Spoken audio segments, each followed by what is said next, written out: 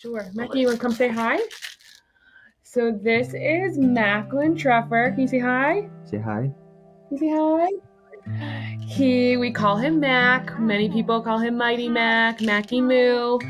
He loves to eat eggs. And bacon. What else, Mac? Bacon. He loves bacon. From birth until his diagnosis, I would say Mac always had some type of level of congestion, runny nose, just like a snotty kid. So when we took him in for his 4-month vaccination appointment, the doctor was like, his belly is really distended, so why don't we, just to roll things out, go get an abdominal ultrasound. From the results of the abdominal ultrasound, it showed that his kidneys were 10 times the standard deviation that they should have been for his age. By the grace of God, our pediatrician's best friend from residency was a pediatric nephrologist at Hopkins, and from reading the ultrasound, got us in the next day to Hopkins, and then things escalated from there. Good morning, everyone. Yeah, I'm doing so good. So good.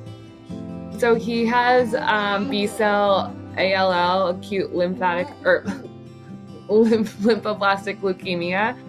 His cancer started in his bone marrow.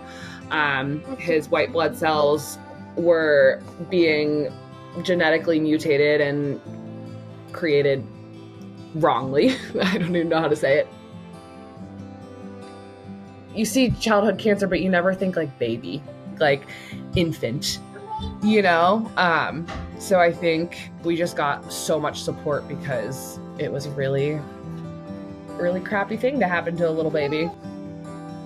Cancer is something that, it's one of those things that you don't necessarily see the physical beast. I saw my son decline in certain situations and do things and have to experience things that no living human being should have to experience or endure.